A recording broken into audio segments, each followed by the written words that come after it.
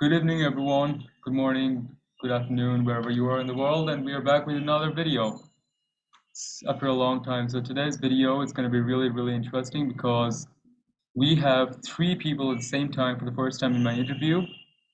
You might know two of them already, Dr. Bo Green and Dr. Martina German, but today we have another special guest, which is Emma Dunkley. Today we will be talking about some interesting topics.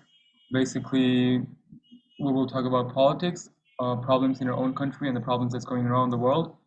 And we will try to share with you as much as possible. I think it's going to be a really great and interesting interview today. Not basically like a regular interview, but some great chats today and discussions.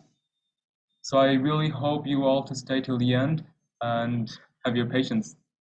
And here they come in. Just a minute, guys. I'm looking forward to a great chat today with everyone and discussions. And here they are. At first, I guess they will introduce themselves a little bit for a while, and then we will start with the actual discussions. Starting off with Emma, as she's here for the first time. Emma, can you introduce yourself? Introduce myself, certainly, or you could do it for me, Naif. You know me well enough. I'm Emma Dunkley.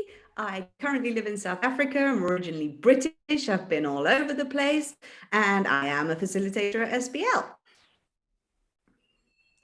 Some Do you more need more than details? Yeah. more detail? More detail. I have two dogs. I have a cat. I have two kids. Notice how the animals came before the kids. Oops. I grew up in Spain. I like sports and outdoors. Enough? Good More? enough. Yeah, good enough. That'll do. That'll do. Yeah. Okay, how are we all? Great, thank you. hmm Okay, so I think soon we will start with the discussions, like the actual discussion today. Starting with Bo, as you're going through some tough times in Shanghai, in China, so maybe you share a little bit about that. How many hours do we have? Okay. Well, the situation in Shanghai, the good news is it's opening up from COVID lockdown. We are opening up. Shanghai, of course, is the economic engine of this entire country. And so to shut it down for more than 2 months was an extremely painful decision economically, psychologically, and every other way. So that's the good news. We are maintaining a 72-hour negative COVID test window. So basically, you have to get tested at least twice a week.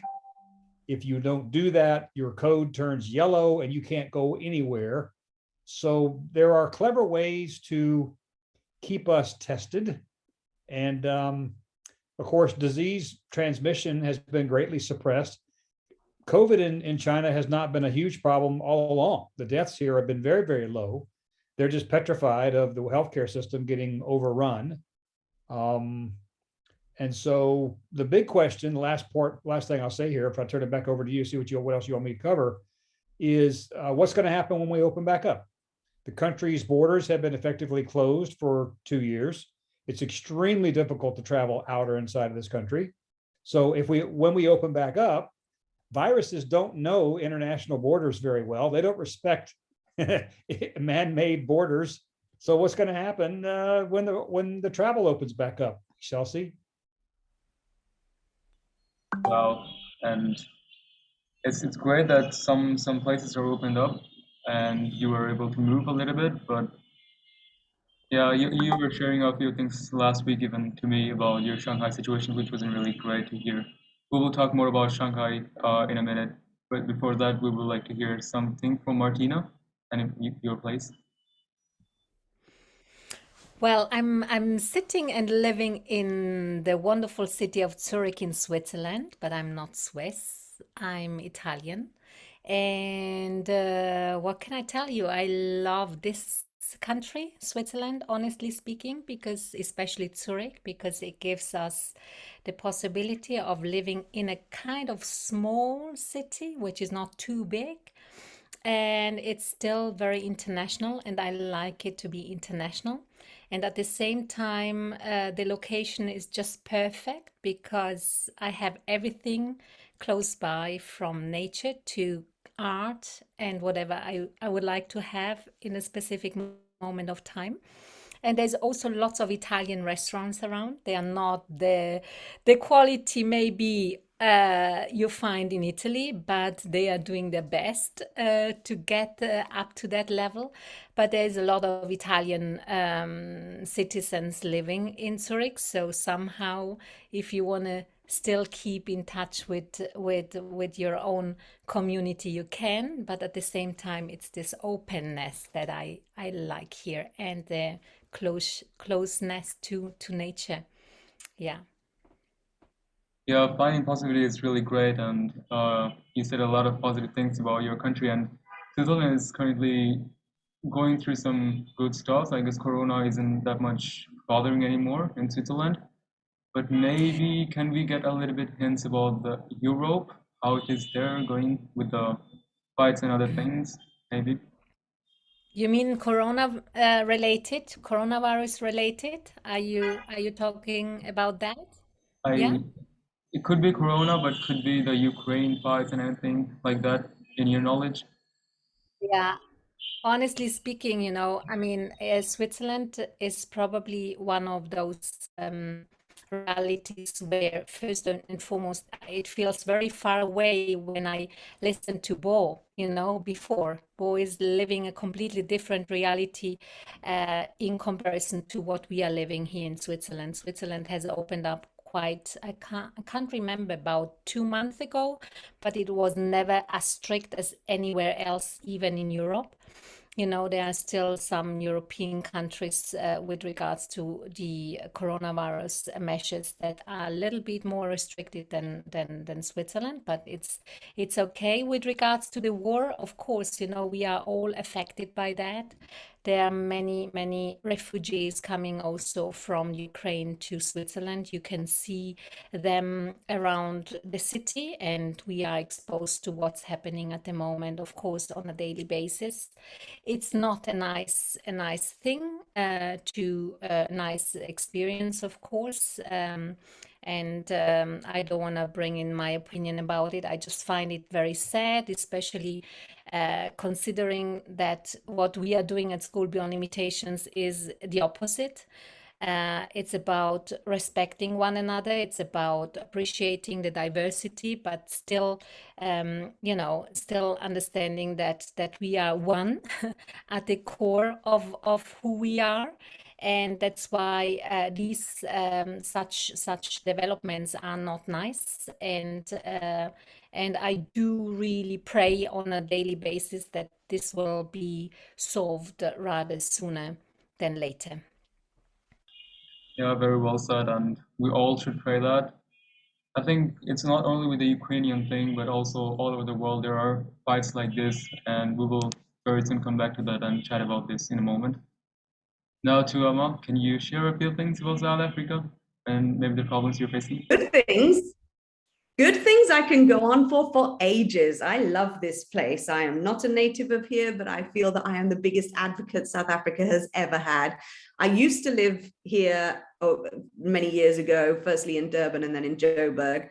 And eventually I found myself coming back because this is the place to me that feels most like home, most like magic, most like everything that there is going.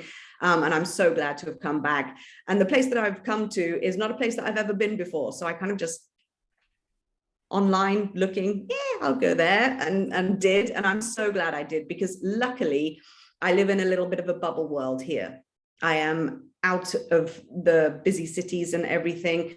And that's where South Africa, unfortunately, falls down. And it's such a shame, because the nature, the vast majority of the people is just second to none in the world.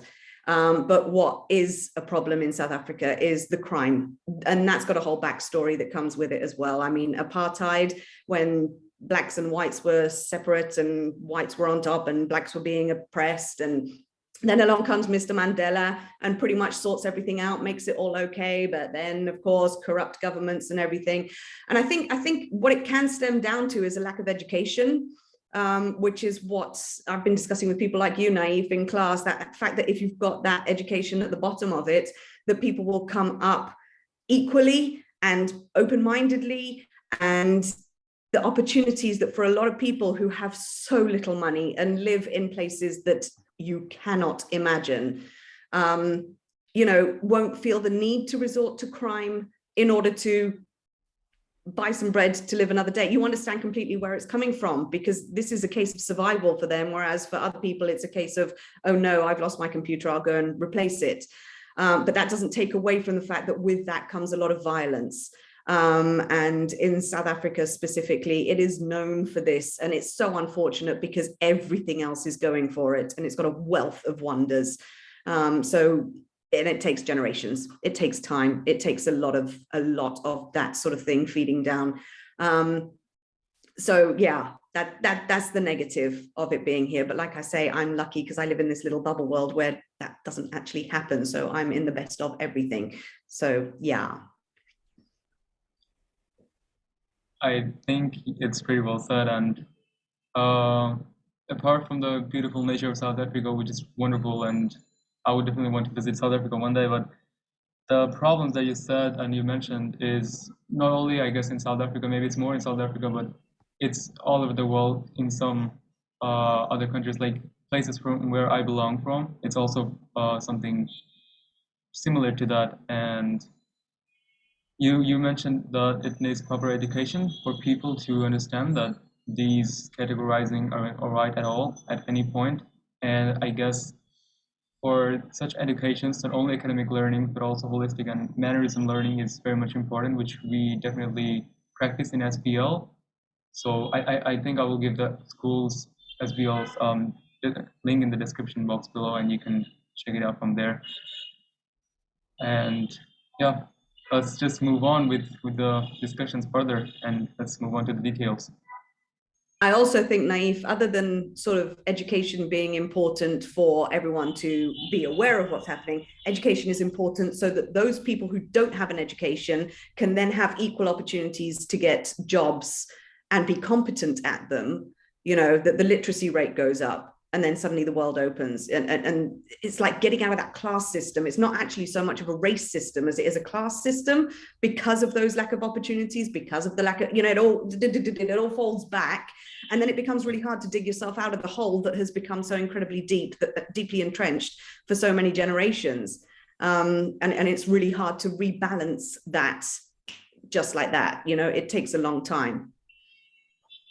Yeah, true. And I think a well-balanced thing also needs time, and education is really important here. But apart from education, I guess a proper opportunity from us should be also given to them, because they don't usually get the opportunity to use their voice and raise their voice to everyone and share that the problems they're facing, which others or other developing countries do have, or well-developed countries do have. And I think this is the problem.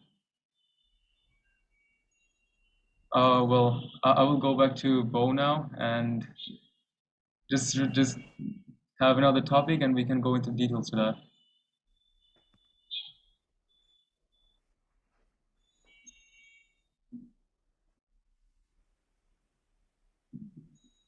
So, sorry, what's the topic? So we use another topic, and we now go into the details. So you can use the same topic, or you can either change the topic from China, and now we share our insights and details using that topic. It can be anything that you like. I think I'd like to pick up on some of the threads that Emma laid out there around education, opportunity. You mentioned about developing countries. China is this really amazing place. 5,000 some odd year history, just ridiculously long compared to a lot of Western society.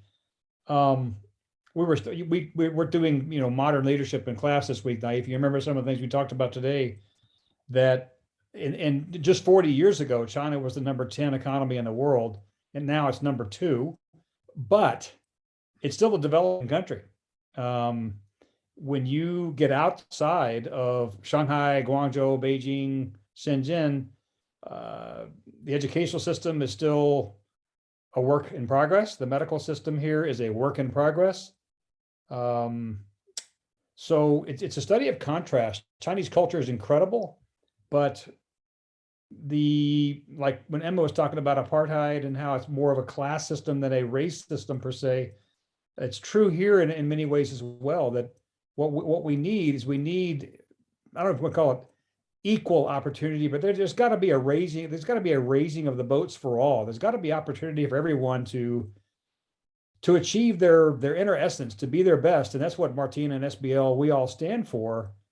So it's so interesting when we work with a culture like what we have at SBL, and we look at our home cultures where we live.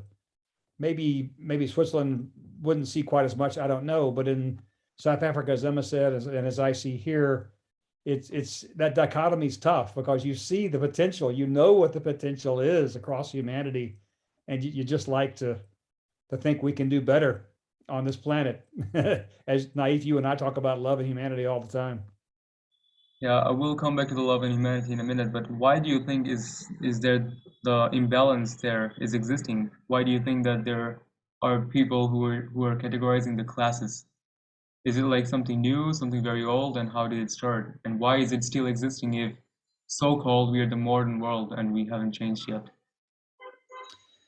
Seems like it seems like it's just a progression over time. These things are very difficult to change quickly. Governments have to make decisions how they're going to use their resources and how they're going to go about leading, their nation. And China has looked pretty much inner for most of its history. It's never been an expansionist, like US. The United States is a world police officer, and that gets the United States in trouble sometimes. China has never tried to do that. I don't think they've ever invaded another country in its world history, which is amazing. But the internal economics of the country have been such that they haven't been able to invest in themselves in a significant way. And I have to be a little bit careful what I say here, depending upon where this video goes. But when you have a nationalist mentality, it tends to restrict yourself from some of the positives of what's out there in this world, and to bring in some different ideas and creativity that's out there in this world. And so nationalism is a nice thing from a pride perspective, but is it going to release the best that your people have? I personally don't think so. I think you have to open up, which China has been doing economically for 20 years. Globalization is what raised this country from number 10 to number 2 in a period of 30 years. But it's a long-term project. It's very complicated. The governmental structure here, they can do things very quickly here that the United States, for example, can't do. I'm an American, obviously, here. But change is slow with some of these systemic issues. And it really needs a lot of time. Yeah, sure.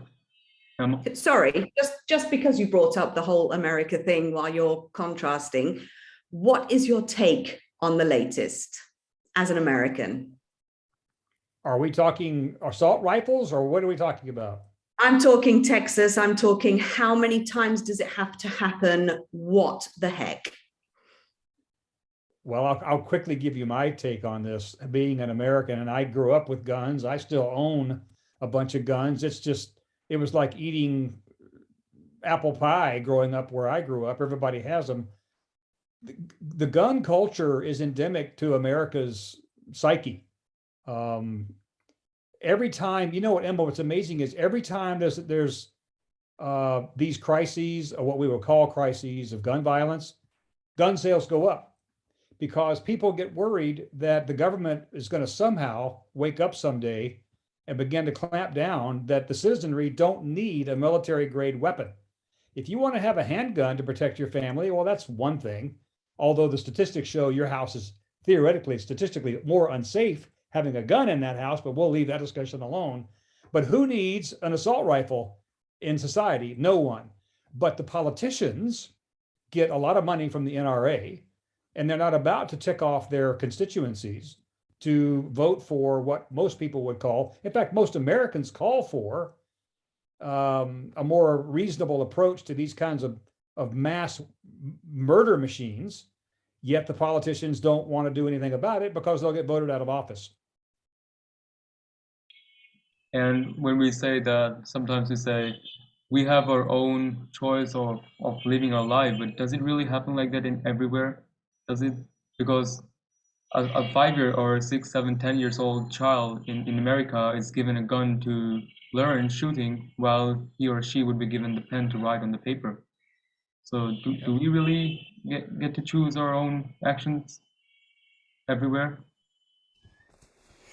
I'm happy to come in here because this is a topic I really feel very strongly about, because I believe that a human being actually is not necessarily geared towards, getting ready to use armor or guns or weapons. I believe, like Jean-Jacques Rousseau believed, in the good of each person, because within ourselves, I think each person, there's something good within, and it's what we make out of it, through education in a very broad way, not only in school but also in society everywhere. And if we just take that as the foundation of how we treat one another, I think people would not even think about buying weapons, buying something to defend themselves, because they don't have to defend themselves, because they just appreciate the unique essence, as Bo and also Emma was saying before, right? We are each and everyone. If we acknowledge that each and everyone is just a wonderful being, then I look at a humankind from a completely different angle, from a completely different perspective. So I certainly believe that education can do so much. Education in school, of course, but education starting with parenthood, education starting in politics, education everywhere. And School Beyond Limitations has started to do somehow things differently. I'm a firm believer it may take time, but you are one of our students, Naive. And if I look at you, or if we look at you and what you are already doing, at your age, I mean, you are 15 and you are hosting us in order to talk about such important things. That gives me hope, and that gives me also the understanding that we can do anything. It may not happen from one day to the next day, but at School Beyond Limitations, we believe that we can create a new reality. And let's start creating this new reality, right? And I'm a firm believer that, of course, we still have this discrepancy between wealthy and less wealthy people and poor people, let's call. But I'm also a believer, if we start doing something about it, then each person will be able to get out of that situation. Yeah, if we look into or if you look at the reality from the perspective of what else is possible. What else is possible? Let's not get dependent on anything. Let's not get dependent on politics. Let's not get dependent on whatever I'm experiencing in the specific moment of time, right? Let's just believe in the strength, in the power that we hold within ourselves. And I always call that's a divine power. And this divinity may then, come through, and suddenly we realize, yeah, gosh, it's possible. So Yeah, well said. And you used a bigger picture here, and I will soon come to your point that wealthy and less wealthy people. I'm skipping that for a while. My reflection to this might be really really small, but it also has a great effect on that. Is the practice of saying sorry and thank you is not no more given intro attention to, that is, I guess, one of the main reasons why people are having problem with one another, and there are many fights and wars. The thing is really small, but it has a really big impact on people. Is there anything that you'd like to add with the sorry and the thank you thing? I love that, Naif. In fact, one of my favorite quotes is from an author called Terry Pratchett, who's like crazy, insane, fabulous. And there's a book called Truckers. And within it, he quotes that people are like machines, and words like please and thank you are oil. They just make them work better. So it is. It's all those little things that just oil the machine. And if everyone just acts in a respectful way to one another, uses their little pleases and thank yous, which costs nothing, right? That it just brings up a level of people being nicer. And then that will bring up the next level, bring up the next level. Yeah, Naif, this is something that you and I have unpacked quite a bit in the 2 years we've been together. Following up on the oil and machine, it's humility, it's trust building, and it's connection. It does not lower oneself to admit a mistake. It does not lower oneself to be gracious and to express gratitude to someone else. It's just the opposite. So they're very powerful concepts. Naif, you and I have talked about the way I raised my two boys. That's two things that my wife and I drilled into them, and it's just, again, that part of that is American culture in some ways. You don't see that as much as in Chinese culture. It's very interesting. My wife and I have talked about that here. So different cultures handled some of these things quite differently. Yeah, maybe you have mentioned that in China people don't usually say thank you to each other. Maybe it's because they think that it's a duty to do that.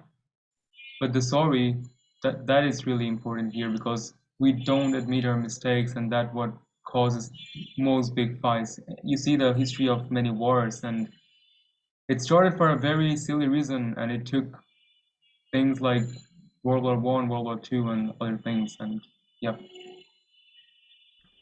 Yeah, I just wanted to add something here because I really believe it has also something to do with the fact that we have been brought up by becoming kind of perfectionists, right? We have to be right first. Also in school, you have to score, you have to do tests, and only if you are doing well, then you are good. So you have to be perfect, instead of saying it's good to actually also learn from mistakes. Mistakes are part of the journey. And if I look at that from that point of view again, there is no such thing as seeing another person out of the perspective of a competitor. The other person is never a competitor, because then it's actually more based on collaboration.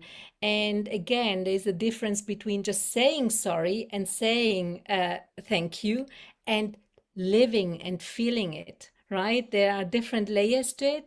And any person I have come across so far who really, really lives this gratitude, as you said before, and this humility, from within, those people, they are, you see that they are living a different kind of life. They are living a different kind of life because they just live they bring this kind of energy into the field, and this kind of energy really is contagious at the end of the day. And then maybe un we dismiss this kind of idea we have to identify with something.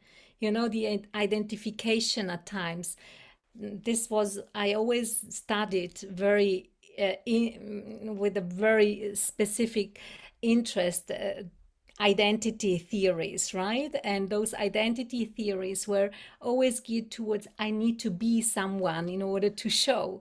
And that identification actually causes lots of struggles, because we are more than just the identity. There's more to it, and to a human being. Yeah, and I completely agree with that. And for the sake of being someone else, we sometimes lose our own self, and that is why many talents we have the ability to do the things, but we just can't, because we are blinded with the person that we want to be. And yeah. it is not bad to look up to a person and follow their left footprints and go through the success path, but it's totally unfair if you want to be the person himself or herself. You have to be yourself and take the positiveness from others, from people around you. And I think my quote really goes with there. If everyone is moving forward together, then success takes care of itself.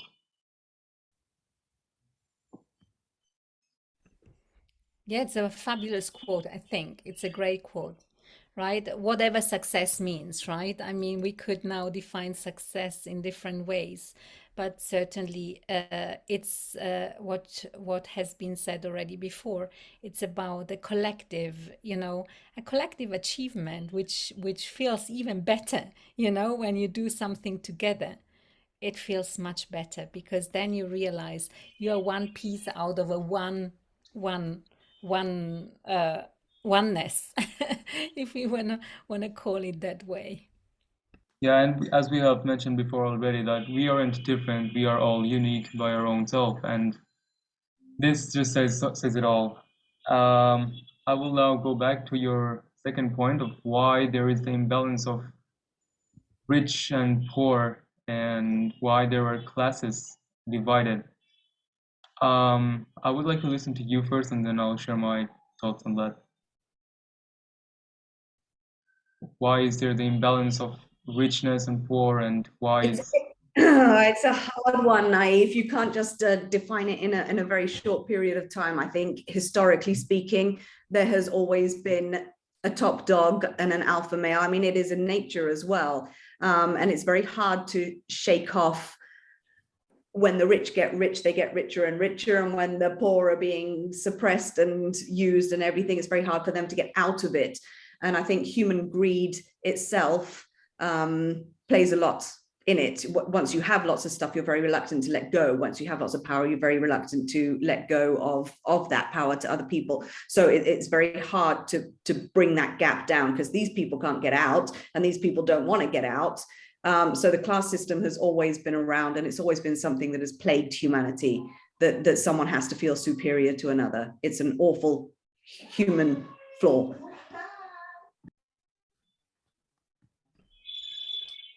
Martina, do you want to go first? Do you want me to? Go, Bo, it's fine. Well, I would maybe bring in a couple of perspectives. One is I think about that question and I think about human history. And two things are kind of woven together for me. One is if we think about wealth propagation, generational wealth being handed down, national wealth being built, and what that creates of disparate opportunity. I think about things like British colonialism and colonialism over the globe and the conquering of nations. What Naif, you've studied so much of this yourself. When we think about that kind of wealth, um, from gold to everything else that's been stolen artifacts around the world, that creates a have and have not system, and so that wealth can get handed down in a number of different ways. That's part one. The other part is I think about America and how young that country is, and my own family benefited from the Revolutionary War. One of my oldest relatives came from Scotland, was a captain in the Revolutionary War, and there was a land grant given to my family in 1790, whatever, that gave us some land as a part of compensation for the Revolutionary War effort. And so when I think about the United States and how wealth and opportunity have been kind of ingrained in a disparate way, in an unequal way, that slavery, I mean, Emma's been doing a lot of teaching around this. I mean, all these things I think about over time and how they layer into lack of opportunity, disparate opportunity. Why do some kids get to go to fine schools and universities? And how does one get ahead in our Western world? There's a lot of embedded uh, differential of opportunity there that plays out. And it's a very tough thing to deal with.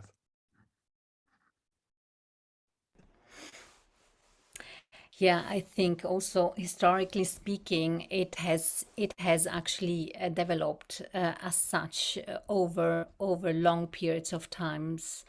Although there are also, historically speaking, tribes and societies where there is no disparity and where we have evidence for equality all over. There is no kind of the differentiation between poor and rich or women and men. It's just a group collective that decides, and therefore I think it's been learned in the first place. It's been learned over long decades and of history, and that gives me actually hope. Because I think whatever has been learned, of course, epigenetically speaking, we kind of take that in, right? And it's not as easy to get away from that. But I'm also a firm believer, as I mentioned before, that if we start establishing again what actually is within our nature, that we can view one another from a very equal point of view, and we start again, that this kind, and yeah, if I look at young people nowadays,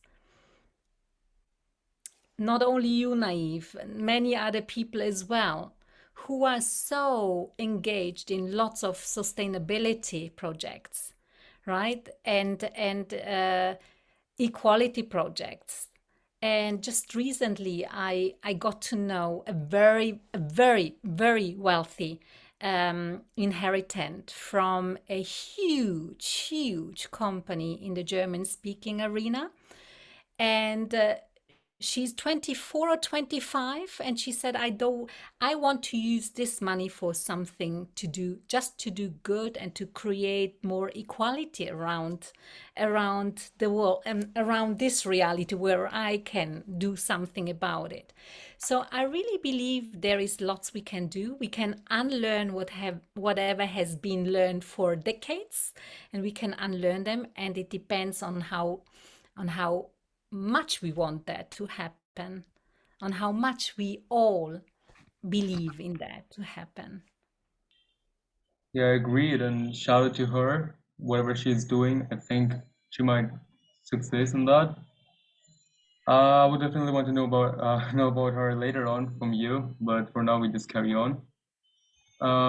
Yeah, I think from the human histories, it has got a lot better, and there is still a lot of places where it needs to be worked more to be, perfectly balanced. Well, not perfectly, but to be at least balanced. And I think for that, again, the education comes in, the mannerism comes in, and a proper understanding of the bigger picture of the world comes in, which just doesn't come out from only at home or from only school or from only communicating.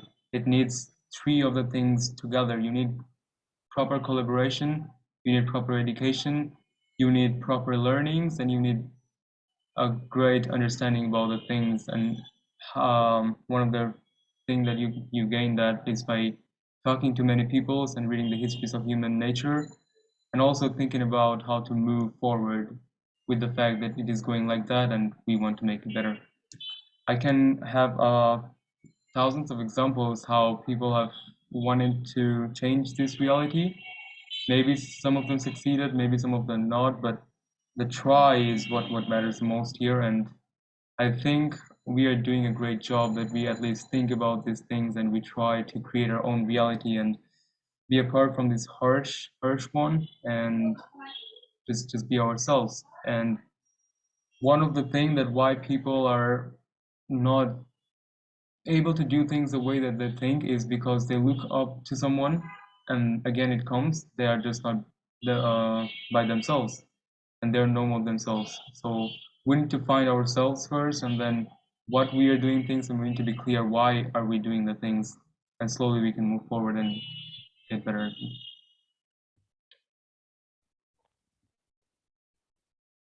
Emma, any personal opinion on the things that everyone said? Yes, I mean, I love Martina's outlook on positivity. I feel I'm possibly the more cynical human being amongst us here who thinks that, there are just too many who would say, don't take my toys away, basically, unfortunately. And although it's a lovely idea, and there are some who are not like that and are happy to share their toys, I think there are far too many who want to hold on to the power of having them. And that there's going to have to be a huge social pressure, I think, for governments, for politicians, for the elite society to start sharing around a little bit more. And I think that might prove a very difficult catch-22. Yeah. Okay, I think we can move on with the topic now. One final thing to end the interview with. I think we ran over an hour or so. Okay. The final thing is that we all heard about the Ukraine and the Russia fight and what is going on with the European fight. I know it isn't a good thing, but I think you and Emma, you and I had a conversation about that in the Neptune group, that people only focus on the things that they will get appreciation from, or they will get, like attention from. But there are many other fights that's going around the world for a long time than the Ukraine and the Russia fight, and people don't tend to talk about that much the way they're doing about the Ukraine and Russia fight. And it's getting worse and worse. And why is that? I think I would give Paul and Martina first to talk about that, and then Emma, you share yours. Martina? Go. So, Naif, the question centers on global conflicts. What you're basically getting into, why does humanity continue to engage itself in war and conflict? Is that what we're talking about? No, it's like the focus on why we've made such a big deal out of the Ukraine war, the refugees from Ukraine, but then there's things like Syria and Palestine and all these millions of other places that are down and out, but we don't seem to have such an awareness of it. It's a good question, and I might be jaded because of my perspective as an American when I think of the power of media. The power of media is an amazing thing in our world, and it can do very much good for exposure and investigations and bringing light on things that need to be shown light upon. However, depending upon the agendas that powerful corporate entities choose to cover, or ratings, profitability they choose to make out of their corporate structure, it's a good question. Why Putin, leave my personal perspectives out of this, but that invasion has garnered tremendous international exposure, as you said, but other places don't. So why is that? And I wonder how much the role of media has to play in that, and media being a power structure in Western democracies primarily. Yeah. I will not necessarily share a lot about my opinion, because I really think it's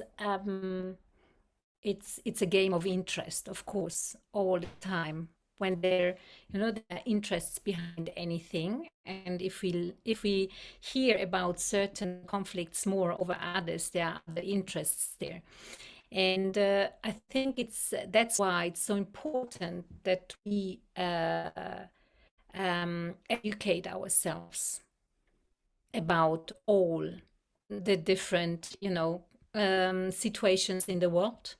It's important to be educated, but it's also important, and that's my personal view as well, to not give too much energy to such energies, because if we are too much involved in energy of conflict, then we do not have the energy to create something new.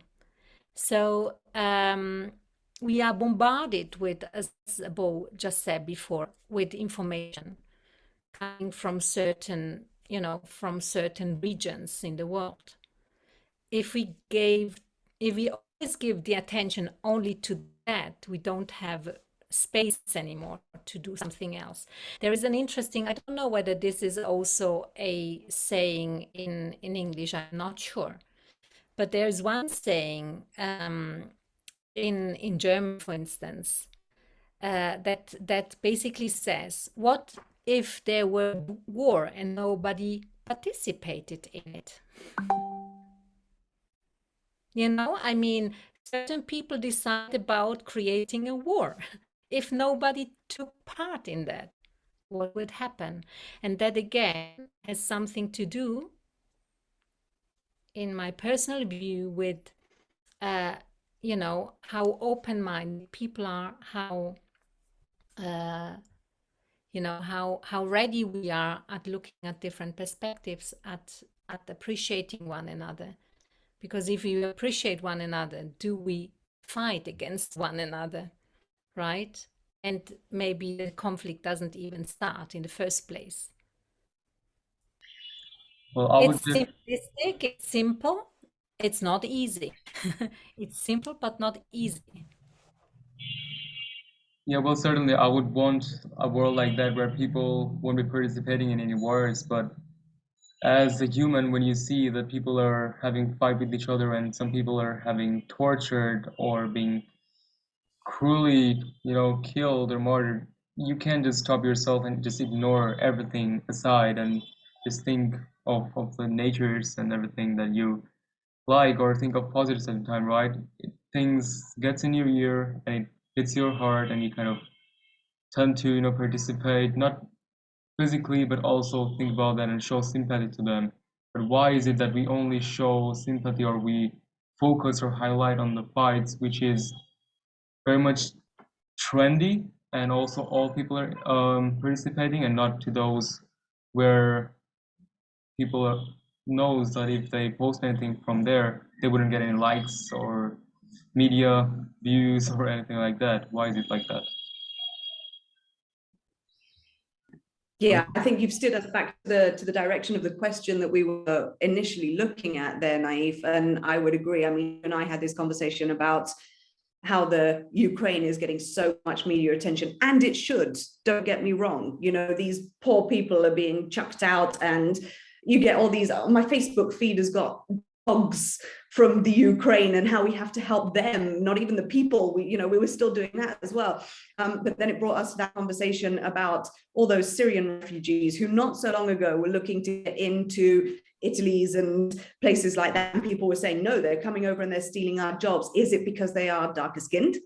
And we actually don't have an issue with refugees, we have an issue with color. Is it because they've got a different religion? Is it because we have now changed our tune so entirely? Or is it, as Bo hit the nail on the head, that it is a media thing and that we are going to be given the information that the powers that be want us to have a look at and be so brainwashed, in a sense, to look particularly at what they are showing the spotlight on, whilst ignoring so many other things that are out there. And that's why I encourage people to look around subjects as well. I'm not saying Russia's right, I'm not saying Ukraine's right, I'm not going to get into that at all. What I'm saying is that the victims of these things, there are victims all round, of wars, of hunger, of corruption, of many, many other things. But why do some get the spotlight and others get shunned to the side? Sometimes because Western media is more involved within a particular situation. I mean, Russia's very close to the Europe thing, so it's important to Europe. Therefore, the media that you see is more propagated there than some random tribe in Africa that maybe no one's ever heard of, and it's not so close to them, so they're not interested. But the fact is that people should always keep an open mind, and people should always keep doing research around subjects, not just listen to what you're told. Question what you're told. Question what I'm saying. Don't take it as such. Go and find your own truth. Exactly, and one of the other reason why I think it is like that, because you see, we are not global yet.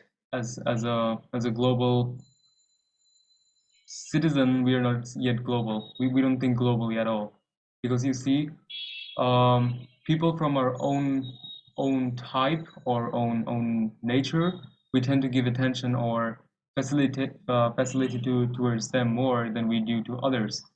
And one of the recent examples I can think of is Bo mentioned that he used to teach one school in China where people from each group from the same country used to sit together for eating the lunch or during the lunch break, and others didn't. Maybe it was for the ease of communication, the language was same, but why wouldn't be it like that, that each and every single day it is only with their own nation and not with others? It's because we are not global yet. Because if we had to talk with them, know their culture more, know them, their nation more, we would feel more connection towards the other culture of the nation, and that would make us more global and be connected globally. And that's one of the things that SBL is doing or wanting to do, is to connect everyone globally and make them feel the need of helping each and every people out, not only from their own kind, but also from others. You see, you mentioned about why Syrians aren't given more attention. It's because maybe the media from the Europeans or the media from other nations aren't just the same kind of them, and they just can't think that way, that we should be giving them more attention. And it also has to do something with the political things, that most politics nowadays are going towards nationalism rather to globalism, and that also affects the media man or the channel owners or whatever, the journalists, to kind of work on that specific things, because at the end of the day they are government workers and they work for their government, and they think that way, that we should be focusing on our nations first, and then we should cover news from other nations. Well, it's also a little bit natural that there is the tendency of connecting with people that speak the same language of yours or have a similar cultural background. Because just to make an example, in the past weekend, my husband and I, we went to France for 2 days, and it was interesting to see that the tourists that are going to France, that the majority of those tourists were people who actually spoke French, right? And it's interesting, it's just this connection, that you feel probably if you are able and capable of communicating with those people that you are going to visit. So I think it has something to do also with what was said before, with this feeling of being connected to somebody, of building up relationships, and being global. Being a global citizen probably is a journey of a lifetime.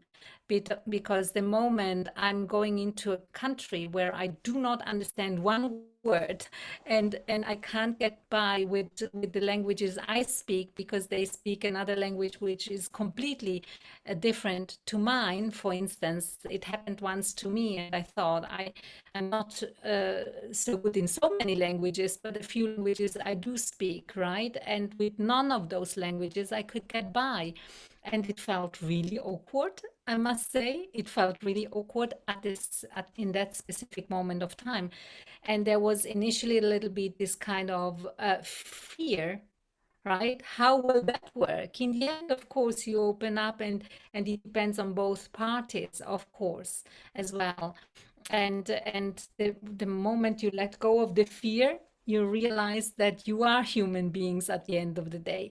But it's not a given in the first place. And the different upbringings, the different cultures, the different history, the different societal, um, and societal institutions, they do change. They do have an impact on who we are, right? So it takes a lifetime, and probably even more, to become a real global citizen. I wouldn't call myself a global citizen, because I think it's more a journey. It's more, it's more a mindset to, yeah, to be ready to be open, and still What happens if you are, you know, in the middle of the jungle, you know, and you have never been there, and you meet somebody who doesn't speak your language, and you are completely by yourself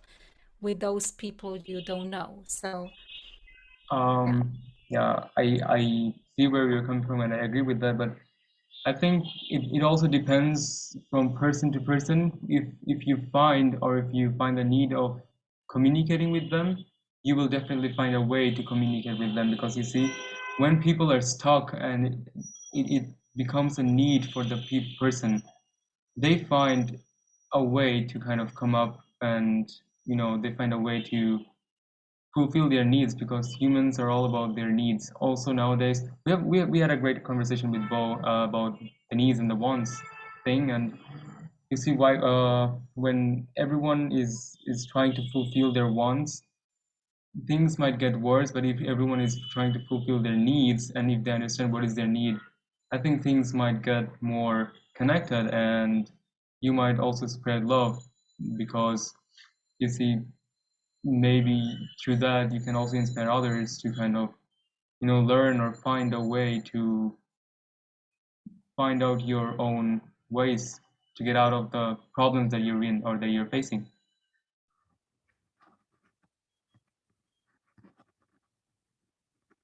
Can I mention a couple things about, I guess we're getting sort of near the end, Naive, but I don't want to miss the opportunity to come back to hope. Can we talk about hope? Maybe just, can I share a thought about hope?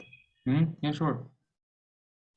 I just really enjoyed this conversation, and I respect so much, obviously you, Naif, and Emma and Martina. And there's like, I don't know, I'm seeing sort of two buckets of hope here. One, because I share a lot of what Emma said earlier about cynicism and concern and reality and power structures, and the momentum of some of the major forces in our world that are kind of daunting when you step back and look at them. But there's two things of hope for me. One is when Martina talked earlier about a different vision, and about understanding what binds us. And what we need is we need a sea change of the way. It's almost like John Lennon's Imagine, like you and I've talked about Naive so many times. If we can get enough of that, right? If we can get enough of what Martina is and Katerina have done with things like SBL, if we can get enough of those kinds of butterflies fluttering in the world, that I think can be very helpful over time. The other side of that is people like Naif Khan, young people. And that's why most of us get into education in the first place, is the belief in the beauty of the possibility, and the belief. And again, Naif, you and I've shared with you many times how much I love and respect you for how you feel and what you feel, and the differences you're trying to make and are making at 15 years old last Saturday. I mean, good Lordy. So I have hope that if people like you can multiply, and if we can get more young people to think and act like you, this world might be a better place. Well, thank you very much for those comments. I think Martina will need to leave in like 2 minutes. Well, we will finish really quickly, and just before you go, we young people get inspirations from you. You experienced people whenever you share thoughts and your insights, your life story to us, because you see, we are still at the beginning of our journey, and when we listen to the challenges that you guys faced, or listen to your experiences, that helps a lot to kind of think more and more about life, and skip those problems that you guys face. Maybe I've faced other problems, but the problems that you faced and you solved really helps us to know better about life, and be more spiritual, and also be logical about our life, and love ourselves, love others, and build these concrete steps of humanity and love. So thank you to all of you. And Naif, I'd like to thank you very much for saying experienced and not old. Yeah. Good call. Yeah, thank you, Naeem, for having organized this and keep on doing what you're doing because we are so proud of you and all the young people and every person who is actually bringing this light into the world. So thank you so much. Yeah, Thank you. thank you And very thank much. Thank you all of you for joining. I wish you Thank you, all Naeem. a wonderful day. Yeah, see you Great next conversation, everybody. time. yeah, bye. Thank you, everyone. Bye. Bye. Bye-bye. Thank you. Bye. Bye. I'll hang with you here, Naeem, to make sure your recording is all good to Um, go. yeah, so I'll just quickly end it. Emma, Okay. good to see you. I am Bo, I might put you in the waiting room for a while. I'm sorry. All right, that was it for today. Thank you everyone for listening to us for this long time.